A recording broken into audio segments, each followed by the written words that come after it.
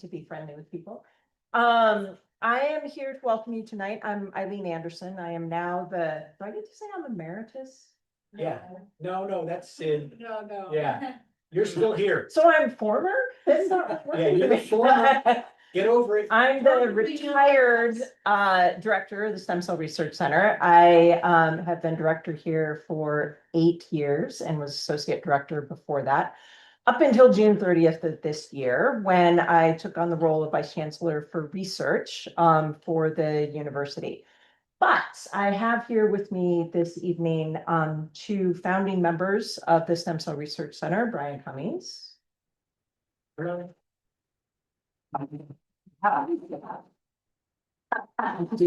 and Dr. Leslie Thompson. As I said, founding members of the center who have taken on the role of co-directors, succeeding me here. Our team is still intact, our faculty are still amazing, and they are rapidly getting up to speed, making me and everyone else here look good. Really interesting about the two of them as founding directors is that their translational footprint has been really quite large. Leslie works on Huntington's disease and is anxiously waiting to hear about all of her basic science work that has led to applications to conduct a clinical trial with a cell therapy for Huntington's disease. So we're all on tenterhooks a little bit, waiting for that to come through one way or the other. And Brian Cummings is in a similar spot, just submitting his pre-IND, like getting ready to go forward to a clinical trial with cell therapy for traumatic brain injuries. So we have this incredible footprint here of people who work on the very cusp of moving into clinical trials. We have here also as part of the Stem Cell Research Center, both a good manufacturing practice facility, a GMP facility where we can make those therapies, and a clinical trial unit that is called the Alpha Clinic, at which we can do the clinical trials and support the clinical trials that come out of all of the basic science that's here. We have over 65 faculty members from across the campus in 5 different schools and 26 departments. And about 24 of those live in this building, faculty and researchers that are doing the work that we do in this cell and gene therapy space. So I wanted to start out just by welcoming you all. Thank you guys in particular for coming from Westminster tonight. Awesome. And to our regular crew of community members. And we're really excited tonight. I'm going to let Leslie do the introductions, but to have 2 of our more junior faculty here to present to kick us off that came as a part of a faculty hiring initiative that happened while I was director. And so we're really glad to have you here tonight. Quick thanks to Christina and Abby at the back of the room. Now I'm going to welcome Leslie to do our introductions. You mean Director Thompson? Co-director Thompson. Is that on? This on? Oh, well, doesn't matter. Really welcome everybody. It's really a pleasure to be working with Brian and doing this and attempting to follow in Eileen's footsteps. And she's been very gracious to help lead us as we've been going along here. But tonight, so you heard a bit about how this is a really very translational center with the goal of bringing therapies for human diseases. But to get to those points, you have to do a lot of basic science and a lot of basic research. And we're really fortunate tonight to have Quinton Smith, and he's in the Department of Chemical and Biomedical Engineering in the School of Engineering, where he uses stem cells and organoids that he'll describe to provide and generate these natural tissue. He engineers tissues from the stem cells so that we can study them, learn how they grow, how we might be able to then apply them to clinical translation. So Quinton, thank you very much for being here.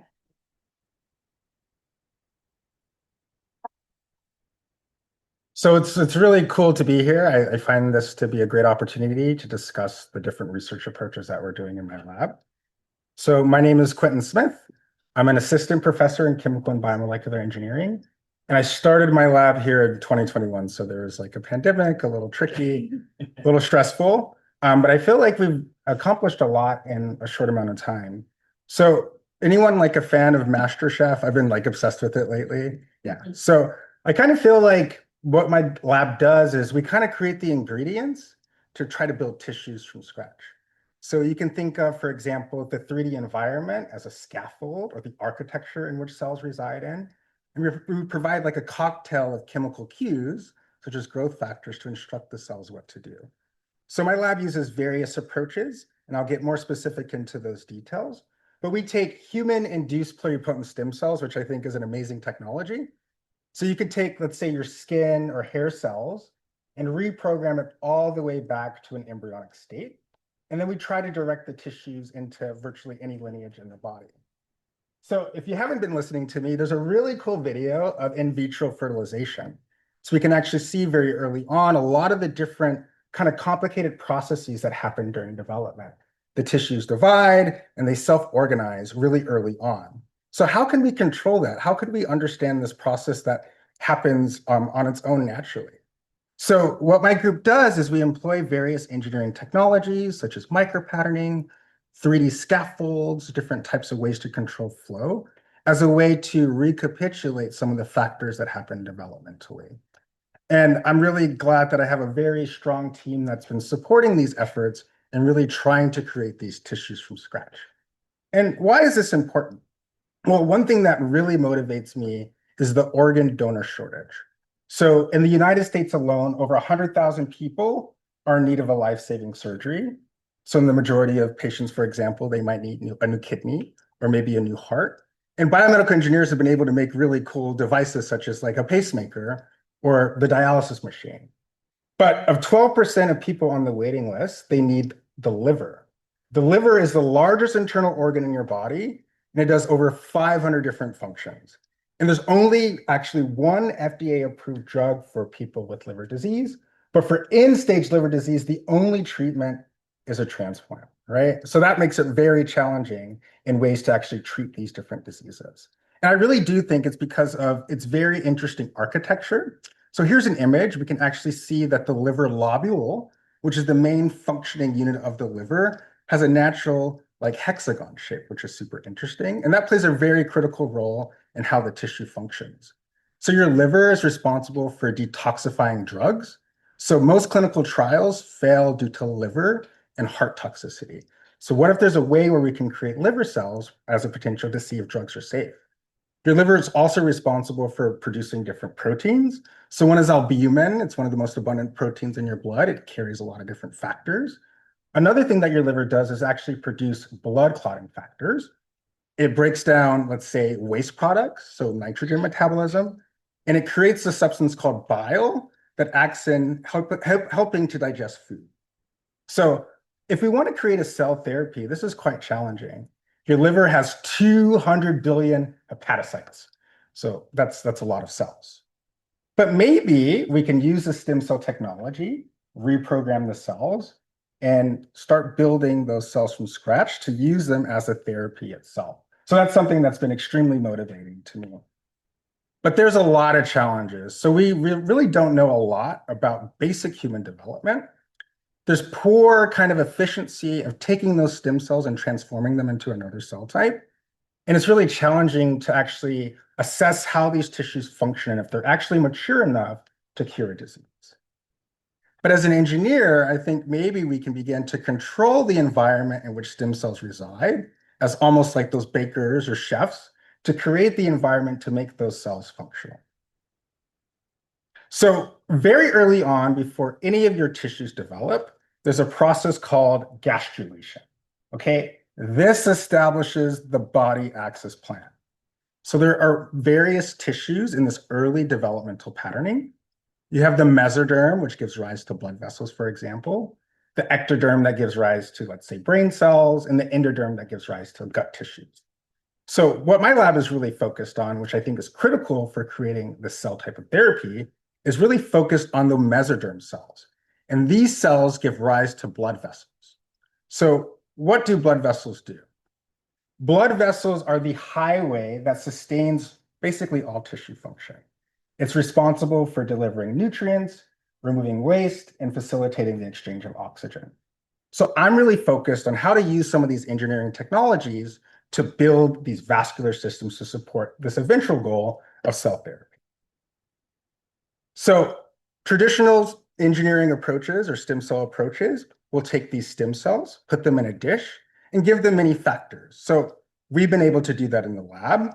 It takes about 2 weeks where we can grow the stem cells, we can add factors, and we can start from these beautiful colonies of stem cells, and we can mature them into something that looks like early vascular cells. So here, and you'll hear this a lot in my talk, we have these red vascular endothelial cadherin expressing cells, and we have these supporting green cells that express different markers such as SM22 alpha and PGFR beta. But that's a really big challenge, right? Trying to create a tissue from scratch. And this is what my lab really focuses on. But we think we need to take tiny steps to get there. And I'm really motivated by a famous scientist, Dr. Richard Feynman, who really thought about how we can miniaturize technologies. And I think this is critical for the goal of creating different tissues.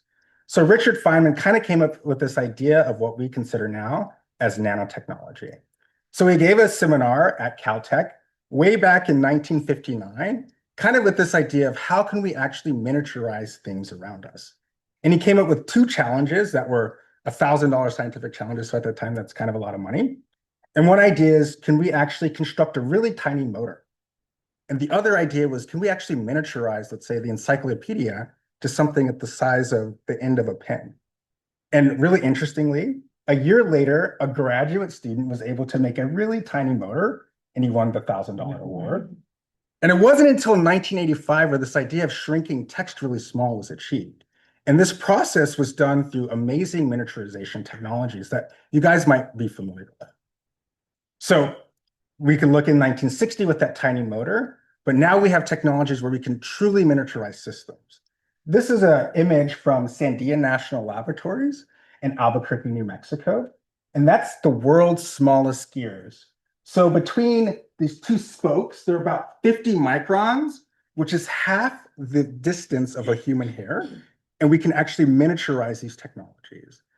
And we use these miniaturization technologies for many different things, such as computers, right? So you can think of maybe back in 1964, a huge kind of pioneering advance was creating these small little devices for your computers. You know, this is what computers looked like before these giant machines. So there was all this technology of miniaturizing them. But now, which is really crazy and interesting, is that we can use these miniaturization technologies to have vast computing. So the transistors in your phone that kind of controls how it works is more powerful than the computers that were used to send a man to the moon. So we've been able to use these technologies as a way to shrink and miniaturize systems. So as an engineer, I'm hijacking some of those technologies that are used in the semiconductor manufacturing industry for kind of miniaturing the lab to understand how we can coax stem cells to become what we want them to be. So I'll tell 2 stories today of how we've used this tiny technology as a way to control stem cells and understand their behavior with this goal of potentially creating a cell-based therapy. So one will describe the process of how we can control, let's say, geometry and how that plays a role in how cells behave, and how we can create little devices or cellular arenas to control how cells interact with one another. So I mentioned gastrulation earlier on, and this is one of my favorite quotes from a developmental biologist. And he said, it's not marriage, birth, or death, but gastrulation, which is the truly most important time in your life. And this is when your stem cells begin to self-organize before they eventually form the entire body. And what we found is that we can use this micro technology to pattern or stamp proteins to restrict where stem cells reside. So we can create these miniature geometries, and we can understand how does that small cellular compartment control how cells organize. We found something incredibly interesting, that as we grew the stem cells on these tiny patterns, those brachyury cells, these early mesoderm precursors that become blood vessels, self-organized at the edges of the micropatterns, meaning that cells are able to sense their environment. And we can do this for many different shapes and architecture, where we can, as engineers, control how stem cells survey their microenvironment. And we can see this beautiful enrichment of these green cells that will one day grow up to be blood vessels. And this is what we're able to see. So if you recall, this V-cadherin expression is those endothelial cells, which line your blood vessels, and those supporting stromal cell types or fibroblasts that are marked in green. So this really allowed us to understand that geometric configurations play a very important role in how cells organize. So another thing that we're really passionate about is how can we control or engineer tissue organization? So using those tiny technologies that are used for your phone, we can create these small fluidic devices. So here is a movie of us creating a small microchannel to grow blood vessels inside. So we're able to actually create a small geometry. This is a small rectangular section. It's about 150 microns wide, and we're able to recreate the geometry of your blood vessel. Here's a beautiful image of the liver. In black is a structure that's called the bile duct, and that's what your liver uses to actually funnel that bile that helps aid in digestion. So by using engineering tools, I've been really interested in seeing if we can recreate that architecture. So we use really interesting techniques. So we're able to fabricate really small devices, and we actually use acupuncture needles. And what we do is we take a scaffold or a 3D environment, and we cross-link or harden that gel or 3D environment around the needles. We can remove the needles, and we can instantly create these tubes, which are found in the body. So this is something that's been really exciting for our research lab about ways to instantly create these stem cell-derived tissues that match the architecture which we find in the body.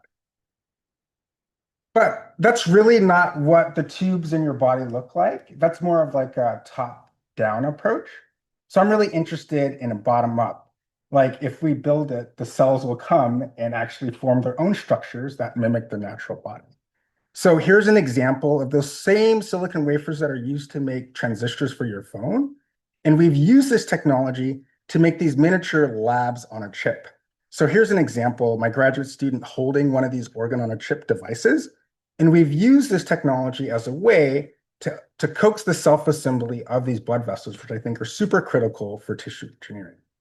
So we can put these cells in a device, and we can introduce flow within these small microchannels.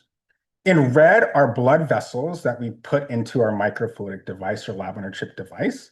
And we can actually perfuse 1 micron diameter size beads through these functional self-assembled blood vessels. So this is something that's really exciting for us, that we can actually put those ingredients together to get the cells to self-organize into structures that we normally see in the body. So when it comes to the liver, for example, we've used other tiny technologies. So these are little pyramid shapes where we can put cells in these little microwells, and they'll create these little spheroids. So we've been able to create these really nice structured tissues.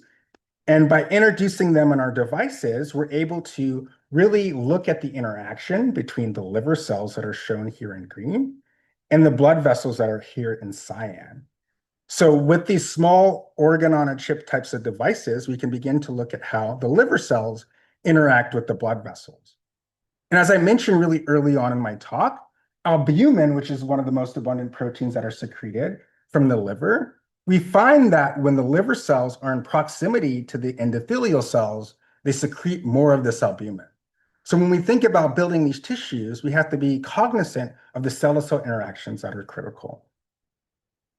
Other ways that we're interested in building tissues are using organoids. So organoids are miniature avatars of tissues, and we've been able to coax the self-assembly of albumin-expressing hepatocytes, which are shown in red, and CD31-expressing endothelial cells, which are shown in green. And why is this important? Why is it important for us to co-assemble those tissues? Well, there are patients that have different diseases such as hemophilia. So hemo meaning blood, and philia meaning love. So these people, if they're injured, they actually don't have the ability to clot. So they have these horrible bruises and accumulation of blood. What we found when we fuse our tissues together to have these vascularized liver tissues is that we can promote clotting. So we try to simulate this in a dish. So we can take factor VIII deficient plasma, which is what patients with hemophilia have, and we find that we have no kind of clotting.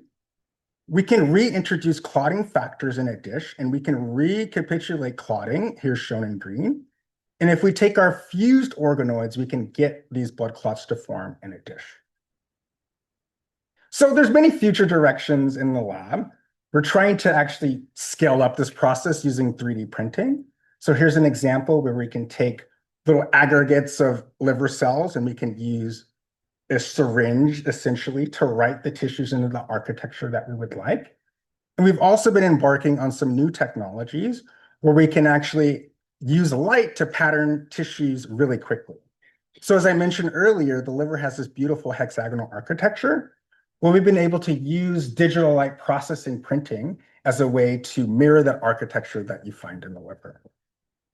Some quick other stories of things that we're interested in with stem cell technology. One is engineering the placenta, and this is really critical for the fetus to develop. So we're really interested to see if we can use stem cells as a way to model the development of the placenta. And we've been using these organoids in a dish as a way to mirror some of the processes that we find in development. And this was one of my favorite videos from my students in the group, where we grow these miniature avatars of tissues in a lab. We can collect what they secrete. And one thing that we use to confirm that they're placenta-like cells is that they have proteins that are found in a pregnancy test. In addition to engineering the placenta, we've been really interested in trying to engineer the heart, right? So using some of our assembly approaches, we've been able to fuse organoids that come from the heart and organoids that represent blood vessels. And we see that we can get these little nice contracting miniature hearts in a dish with these beautiful red endothelial cells with these green heart tissues that are growing. So with that, I would like to thank the funding agency, all the students, my lab, and I look forward to taking questions in the future.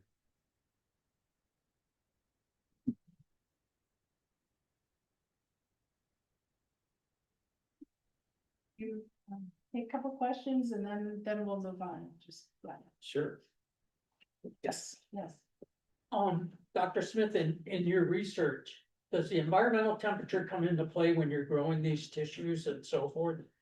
Yeah, absolutely. So we use body temperature 37 degrees with 5% CO2.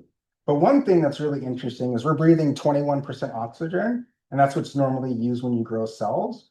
But the oxygen in your body is a lot lower, like 5 or 7%. So that's a whole nother area that we're not actually mimicking in the body. And cells are very sensitive to the oxygen that's there. And all these little things are important. So that's another element that we're trying to engineer into our systems. Yes. For the 3D printing, how do you guarantee there's no errors or like mistakes along the way? Oh, no. Okay. I would say that's probably like 6 months of optimization. There's a lot of techniques from making sure the printer works, making sure the gels that we use don't fall apart, getting the right settings. So that's a lot of like tinkering that the engineering students are really good at. But surprisingly, the biology is so much harder than the engineering. That's what we like to say, but I'm glad to hear you say Yeah. that. I would also add, though, that making mistakes, that's what science is. So things usually don't work. And then occasionally they do work and we have something cool like that happen. Yeah, that's But we're very used to trying something, it didn't work, try it again, didn't work, and figuring out why isn't it working. anybody else? Yes, Eileen. So, Quinton, in this somewhat challenging era, or I think the idea of translational science is under question, and certainly basic science is under question. Why bother to do all of that tinkering in this system? Well, I think we're trying to do science from a little bit of a different perspective. I think there's been a lot of resources and money, for example, that have been focused on animal models, right? And I think sometimes there's this lack of, efficiency in developing drugs that people get frustrated with. So we're hopeful to provide an alternative technique where we use human cells instead of animal cells as a better model to develop drugs. So it requires that tinkering and new approaches, I think, to kind of attack some of these problems that we have. Yeah, definitely. One more question back there. Yeah, so you talked about how you like reprogram stem cells.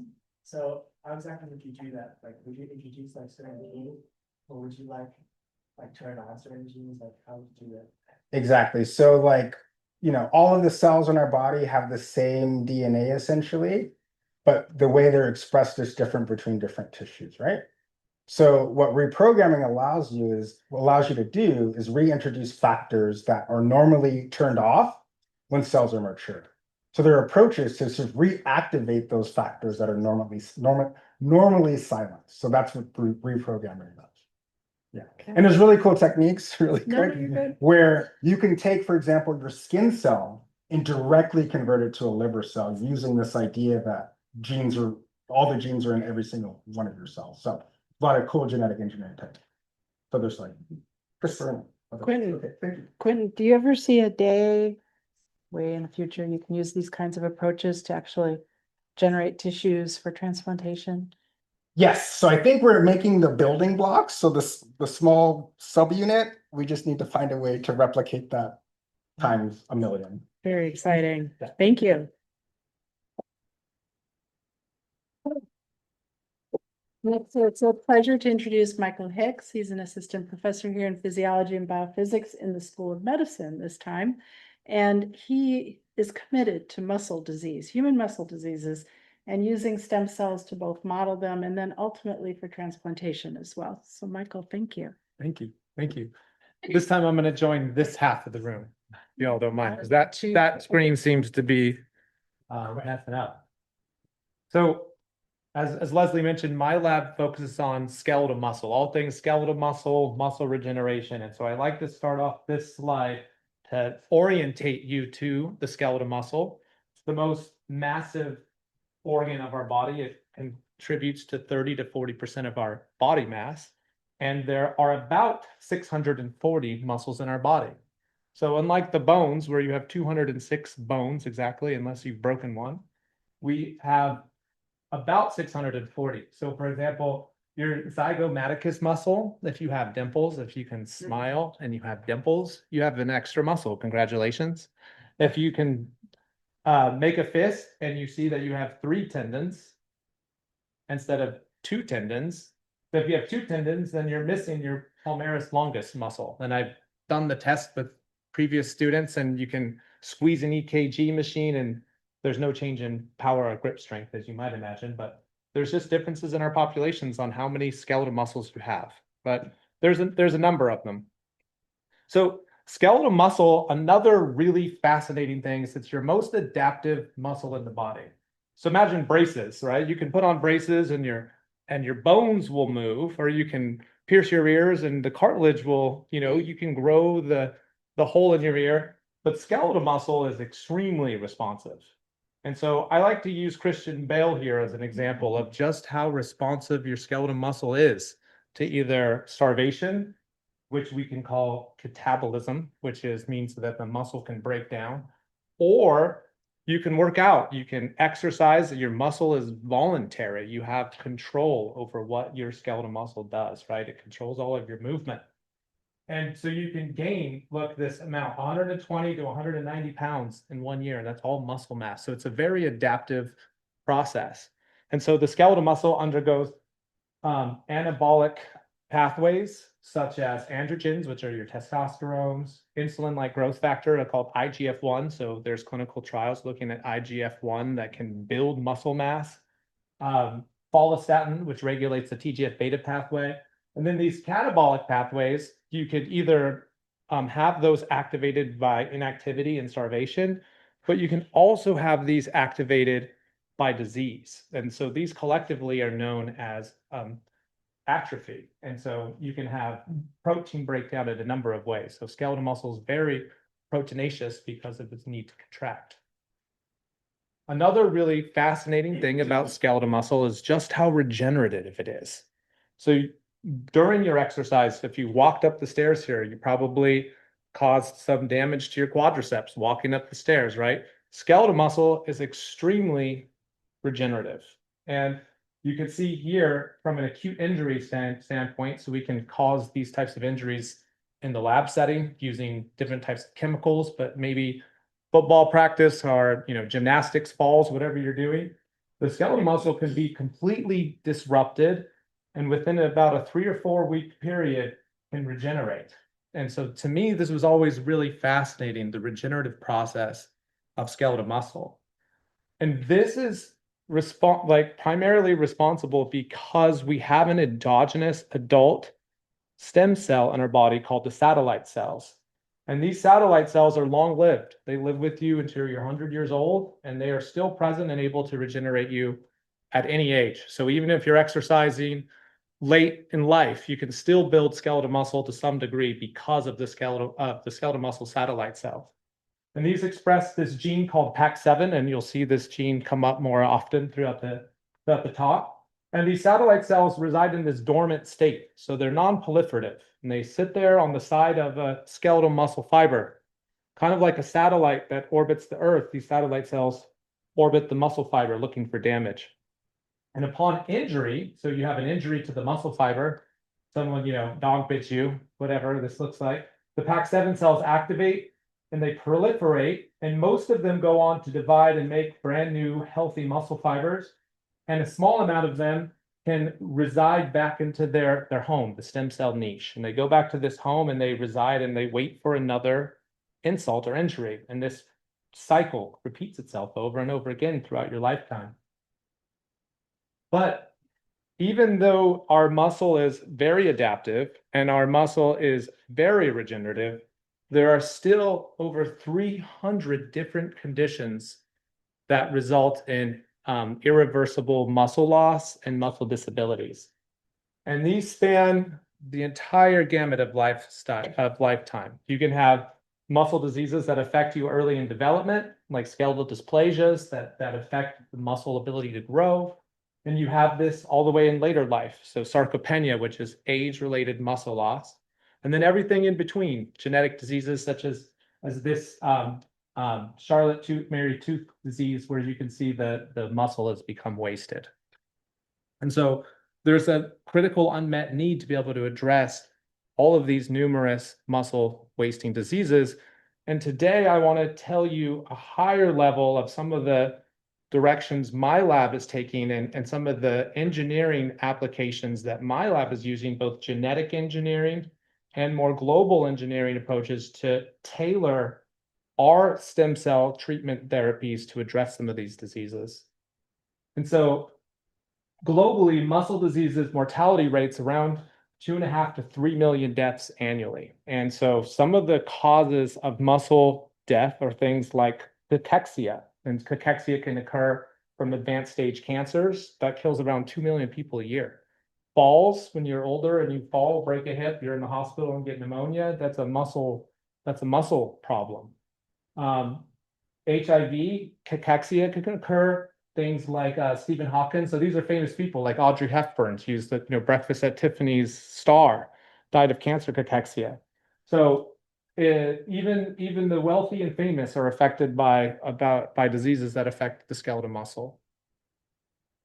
And so at the tissue level, so here we're looking at tissue, chronic injury or genetic disease or aging and these things, they cause the skeletal muscle to repetitively become more inflamed.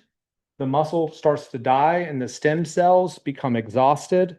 And over time, you have incomplete regeneration that's replaced primarily with fat and scar tissue. So this is an incomplete type of regeneration. And this is very common pathology that you'll see across that spectrum of different diseases, right? So if you have ALS or if you have aging, you're going to have shrinking muscle fibers, infiltration of fat and fibrosis. And this really brings in an area for treatment. And so muscle stem cell replacement is one potential area for therapeutic treatment of muscle atrophy. And so what folks have done is they can isolate satellite cells from a donor or from self. Say you're affected in one bicep, take tissue from another bicep, isolate out the muscle cells. You could put them in tissue engineering approaches for implantation, or you can isolate the muscle stem cells and then transplant them directly. And so many folks in the field have attempted to do this. This is an image from Jacques Tremblay lab in Quebec, where they identified just the depth that you would need to inject a needle and where you'd inject it. And, thinking about the skeletal muscle, you have 640. This is a pretty lofty goal of trying to replace all of them, right? So a much more targeted approach, maybe a few muscles in a specific area. Muscle wasting occurs asymmetrically, meaning it occurs in some areas more than others. So a targeted approach where you can imagine injecting multiple times within a region might be an area where you can start to repair muscle more readily, right? And in the lab, we've engineered mice. These are called the NSG mice that allow for us to model cell transplantations. Because if you take a human cell and you put it into a mouse, the mouse immune system would react to it and it would cause a stem cell rejection. And so in the lab, we can take mice that don't have B cells or T cells or NK cells, and these are the cells that cause stem cell or organ rejection, and they're devoid of these. So we can study in a mouse model that has ALS or Duchenne muscular dystrophy, and it has the genetic code that's similar to the human, and cross it to an immunocompromised mouse. And then we can use human cells to transplant into this model, right? And so this is what our lab is looking at. We use these NSG mice crossed to various genetic backgrounds for studying disease and looking for preclinical therapies. And so one of the therapies I'll talk to you guys about today is a common muscle susceptibility that occurs with age. And it occurs in up to 30% of individuals. It's rotator cuff tears. So the rotator cuff, a lot of times it tears. These are you have 4 different rotator cuff muscles within your arm. And if it tears and you lose function, you may not be able to drive a stick shift, or you may not be able to load plates onto a shelf. You might be able to, hold your hand up, right? It's a debilitating disease, not necessarily life-threatening, but it's one of those quality of life things that you have immobility and other problems. And so what my lab, in connection with Dr. Ranjan Gupta, he's an orthopedic surgeon here, and Amanda Tedesco, who's now at UPenn in residency there, we took supraspinatus, which is one of your rotator cuff muscles, from 50 individuals. And we also got their nearby healthy deltoids. So these are consenting individuals that would have their supraspinatus removed for total shoulder replacement or other things. And these were scaled by MRI, looking at the level of fatty degeneration. So 0 is a healthy muscle. 4 is almost complete replacement of the muscle with fat, with a little bit of muscle still left. And so we would get these at this whole range from another number of patients. And we looked at their muscle stem cells. So we were studying, why are these people having this chronic tear? Why doesn't the muscle stem cells repair it? And we looked at the number of muscle stem cells at different levels, either the low injury, 0 to 1, or the high injury, and we were surprised. We didn't see a change in the number of muscle stem cells between individuals. But when we looked at the type of stem cells, so you can co-stain with immunofluorescence, the PAC7 cells are these small little cells that reside on the side of the fiber, we saw that the senescent markers were significantly upregulated in the same individual where we took their deltoid muscle. We compared, so this is age and sex matched. We take a deltoid healthy muscle, and we take their supraspinatus muscle and we compare them. And these ones have this hallmark of accelerated age, meaning if you have a chronic injury, you age faster. Where's that occurred before? So age acceleration was in this classic macaque study where they had 2 macaque siblings. One was on a dietary restricted diet. The other one was allowed to eat whatever he wanted. These are the same age. This one has all the hallmark signs of aging: fat and increased fat, loss of hair, wrinkly skin. So this occurs inside your body. This occurs inside your body when you have chronic inflammation and chronic injury. And it occurs in a mosaic fashion, meaning your body ages at different rates. If you have a chronic injury, that area of your body is injured and has an age differently. And so this brings in this idea, could cell therapies be used as an avenue for replenishing the chronic inflammation within specific regions, like inside of your rotator cuff tear? And Shinya Yamanaka and John Gurdon won the Nobel Prize for the reprogramming, which Quinton already introduced to you. So this is an idea where you take an aged person's cells, a skin biopsy from any person in this room, and you can undergo cellular reprogramming to make a pluripotent cell, an embryonic version of yourself. This is kind of like the fountain of youth in a way. Like, where does this occur? This occurs in pregnancy during birth, right? Two adults give rise to a newborn person, right? Aged germ cells that are your age produce an individual that is now a newborn. This occurs through induced pluripotent stem cells.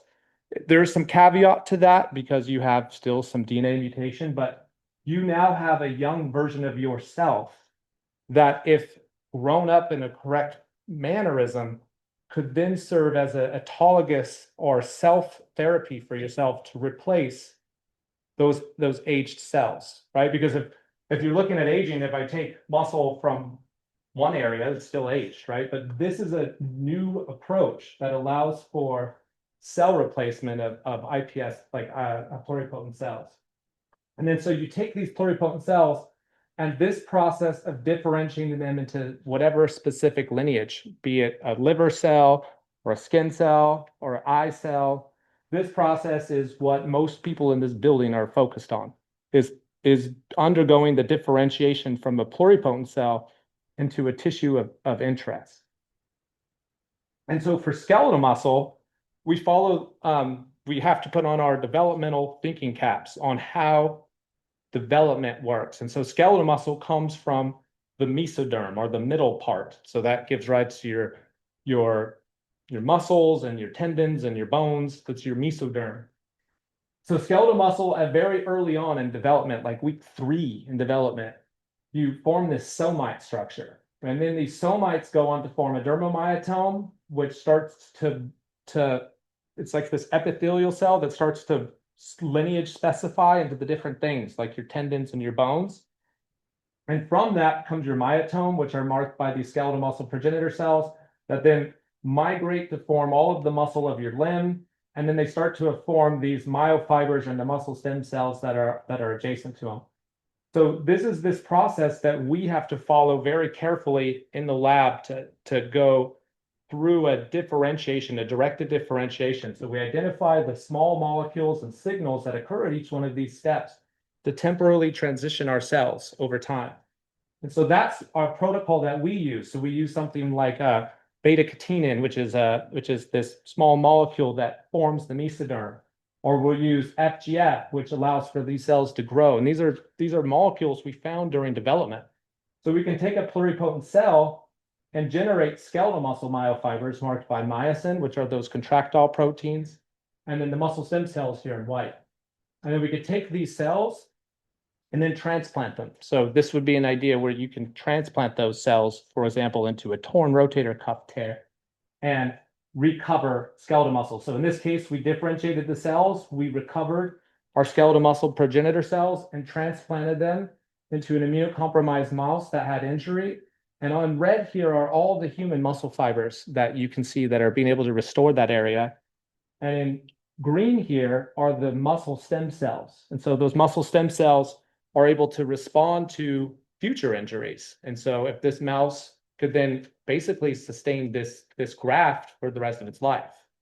So that's one application for muscle cell therapies and IPS cells is reprogramming. Another disease I want to mention to you is this myogenic stem cell niche disease, because I told you the stem cell niche is really important for allowing for the stem cells to be present. So there's this rare disease which if you have it, it's very severe. In development, the babies won't even be kicking. That's how they identify it inside, like during development. And they have an inability to form the stem cell niche. So the muscle cell won't form a niche. And so you can see they essentially die off, and the muscle fiber looks like this very early. This is like a 2-year-old muscle. And so we applied genetic engineering in this case to model this disease, to study whether we could essentially turn on a gene anytime we wanted to understand how stem cell niche formation can occur. And so what we do in this case is we use a genetic tool called CRISPR-Cas9.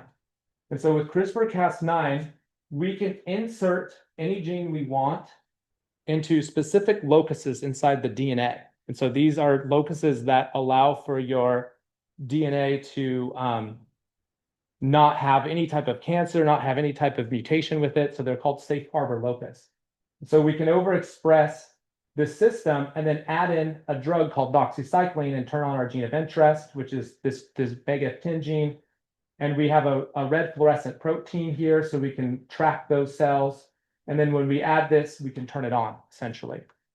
And so when we did this, we transplanted those cells into those NSG mice, and we could then give the mouse this drug called doxycycline and turn on our gene of interest, right? So this is the gene of interest that allows for those stem cell niches to form. This is early in the engraftment, 10 days after transplantation.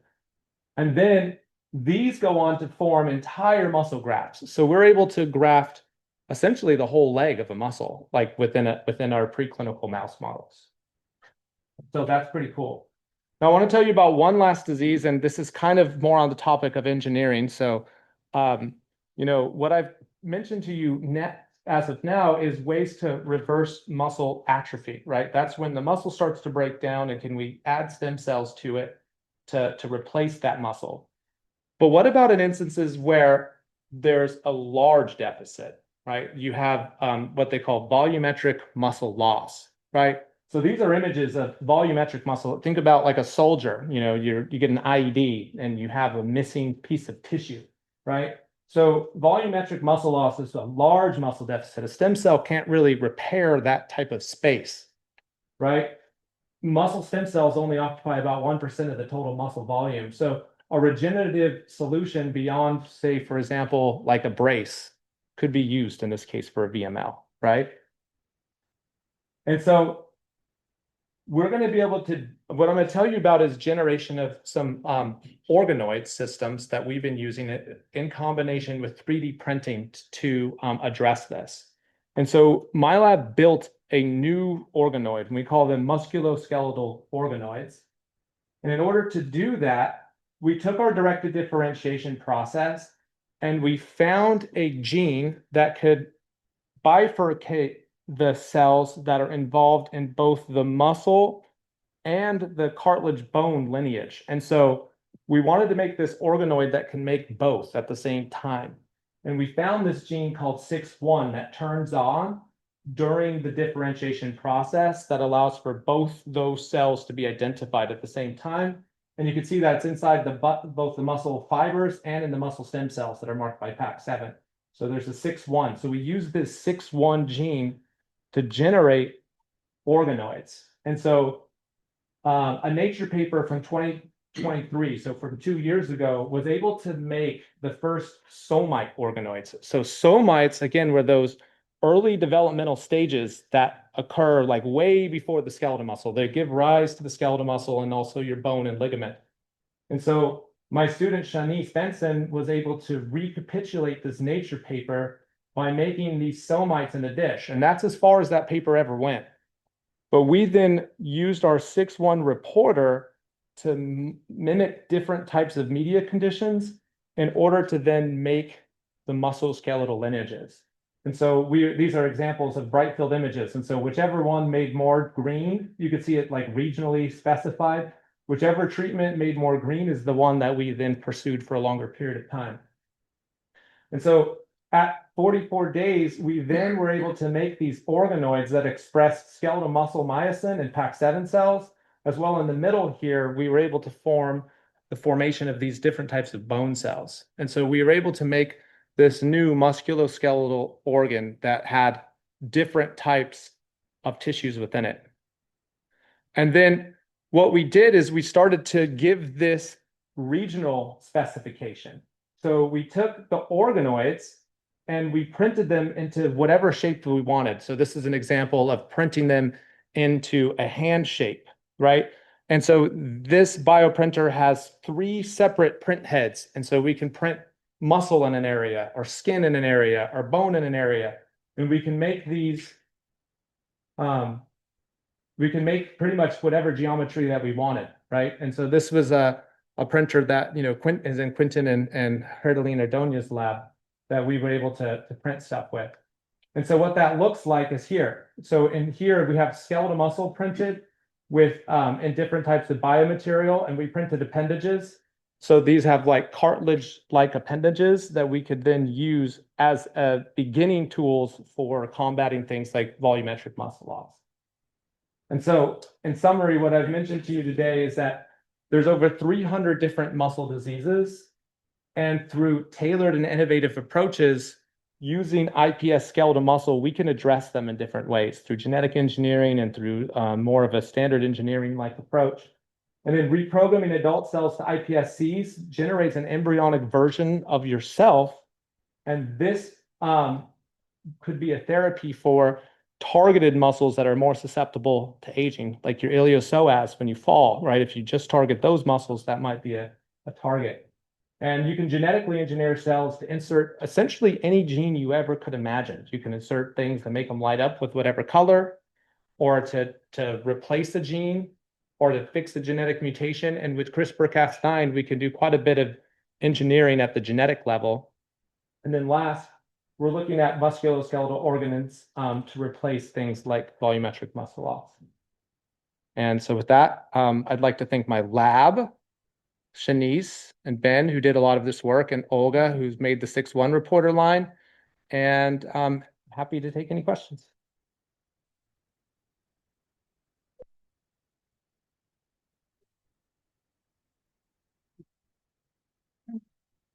Yeah, go ahead.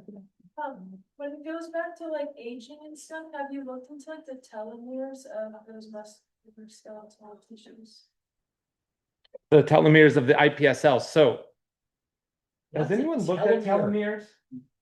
telomeres inside of an iPS cell during reprogramming? Are they recorrected? Yeah, they're longer, but I don't know what happens as you differentiate. Back up, why do we care about telomeres? Oh, yeah. Although that was a great question. That was a great question. That's a great question. So telomeres are at the end of all of your chromosomes, and when cells divide, they have to self-replicate. They have to make another copy of themselves, meaning they have to make their DNA over again. But at the very end of the telomere, they're unable to copy that last little piece. And so every time your cell divides, it gets a little shorter. Your telomeres get a little shorter. They have this enzyme called telomerase that tries to put it back together, but it shortens over time.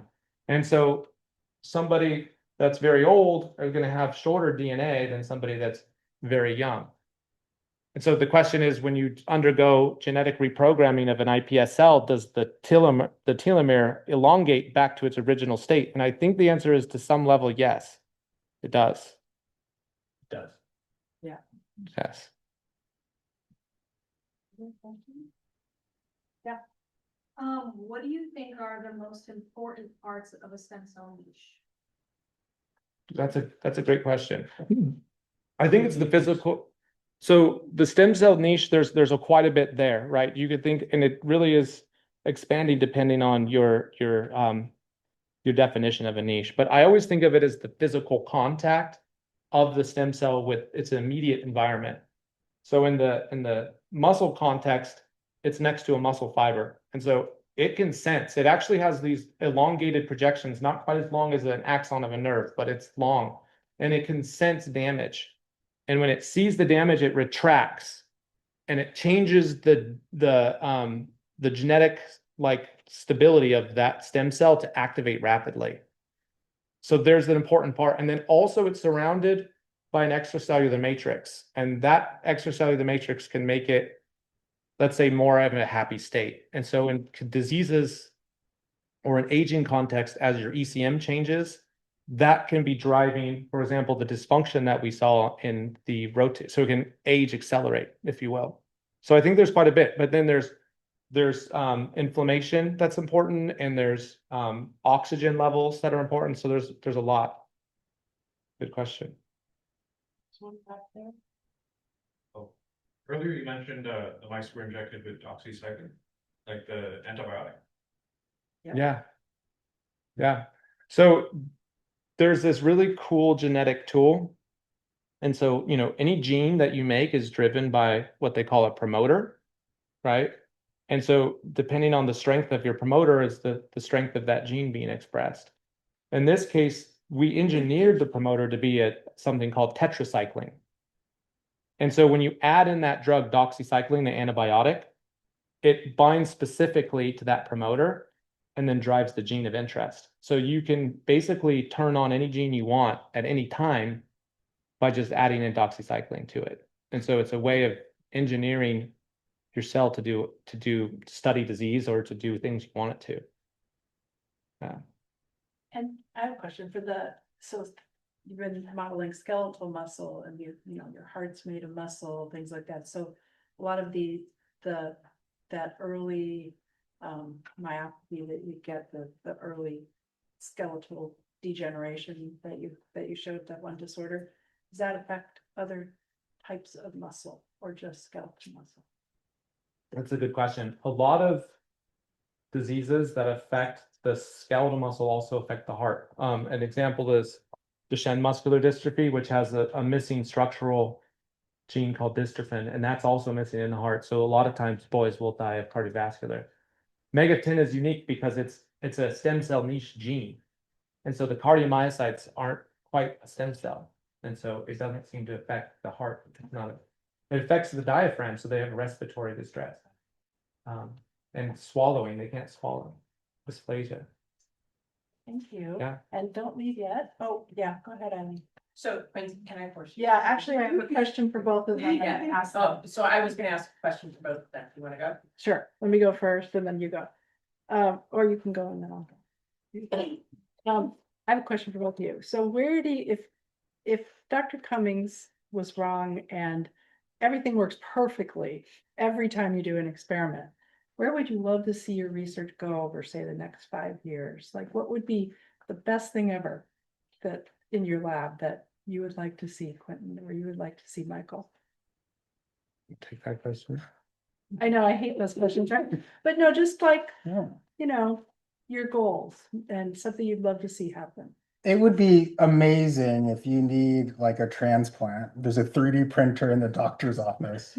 They take your cells, print the liver tissue, and put it in your body. Maybe not in 5 years, but I would say there's been a lot of exciting research in the diabetes field where people can actually engineer stem cells to secrete insulin. And they've actually had some a lot of success in actually reversing type 1 diabetes. And I'm hopeful that our techniques can be used for liver disease. Very, Michael. Yeah. I know what you might like. You'd like to get your pre-IND approved, your clinical grant, your. Yeah. Grant. I just submitted this big grant called a preclinical development grant to the California Institute for General Medicine on Thursday. So it was a 5-year. The goal there was to take the cells that we're developing in this context for muscle atrophy, replacing muscle atrophy. In this case, is for cancer survivors that have been affected by chemotherapy and radiation. The radiation is so damaging, it kills all of your endogenous stem cells, especially in muscle cancers called sarcomas, because they have to radiate the whole area. And so my goal would be really to be able to get our cells into the clean space, into the GMP facility, and really manufacture those up to get them to humans. Because I think we're just about at the research grade level there at some level. So yeah. Eileen? So that's exactly where I was. Oh, is it? In terms of my question. So let me, but I can reframe Okay. a little bit to continue on this theme.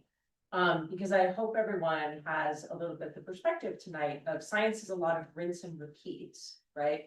one step forward, one step back, one step sideways. It advances in kind of unpredictable ways. There's a lot of serendipity. There's a lot, both of you guys are in the space right now of using these incredibly powerful tools that have come along the front lines over the last 10 years or so to model disease in new ways, right? Or use human cells as a tool for drug discovery, right? But I always think about, in fact, so I'll just anecdotally, I was reading an article before I came here tonight in the short break I had for dinner that was about, everybody knows what the Hindenburg was, right? Like airships early on, that were being developed by the US Navy in 1931 to 1935, right? In parallel with airplanes, and nobody knew which one was going to come out Yeah. first and be, sadly, the next weapon for mass destruction. But one technology leveraging off the other, right? We don't really know which thing is going to jump to the end. And I feel like stem cell research in a lot of ways is in that same space. We're deploying these tools in so many different directions, right? But at the same time, the ultimate outcome might be harnessing our own cells for repair, for example, right? So if you take this same conversation we just had with the two of you, because different diseases, but kind of very much the same space, and look out not for your own research programs 5 years from now, but for the field writ a little bit larger for liver disease or for muscle disease 10 years from now, 15 years from now. Like, what would you imagine? Like, where will we be in terms of how that lands?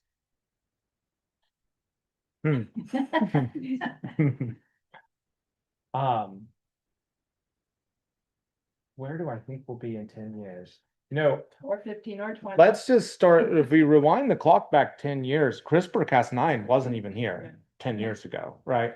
That is a genetic engineering tool that can fix any gene, like basically whatever you imagine you can be in a genetic setting can do.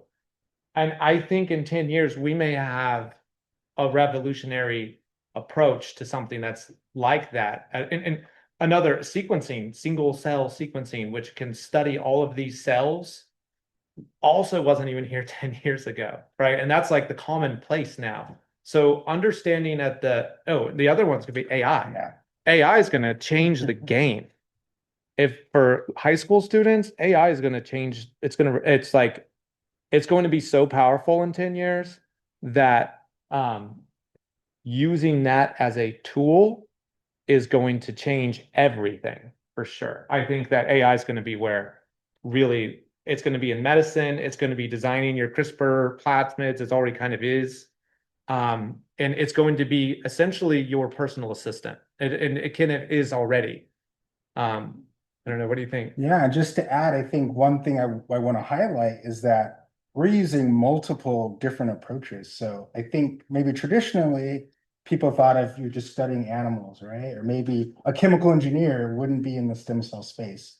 So I think with more technology, more people are coming to the table and having their spin and perspective on how we can cure diseases. So I really think, we're going to be taking in a lot of different fields to really accelerate the technologies to eventually help patients. So I think, in 10 years, like, it's going to be revolutionary. Like when I was in graduate school, the idea of a stem cell therapy was really far-fetched. A lot of people was like stem cells would never work. Even like they thought of the idea of whole genome sequencing, for example, would cure all diseases. We would know everything, and unfortunately, that was not the case. But today, I really think we're at the cusp of like transformative technology. Like, And then, yeah. Leslie and Brian and I picked one up because we're old. yeah, And because when we were in graduate school, nobody believed in stem cells. no, As a part of the My central first nervous grants system, the on it. absolute dogma was that Yeah. this didn't exist. first grants were absolutely triage. You can't do that. You can't model that disease. And so, yeah, and so like I would just add, for people, we have a great turnout tonight, and thank you all for being here to welcome Yes. Leslie and Brian. This is your tax dollars in California hard at work. Because the California Institute for Regenerative Medicine, which is absolutely funded by a force of will in this state as an impetus for stem cell and gene therapy and cell and regenerative medicine, is unique here. And it has driven all of this work, and most of the clinical trials that have gone forward in cell and gene therapies since it was launched in 2004, really over the last 10 years. It's unique to this state. It is a huge economic driver here. And it's been incredibly important in not just advancing the basic science, but putting people like these guys on this very translational path at an early stage of career that just was unheard of before that. And being in this building together tonight. And But yeah, if that's where we're true.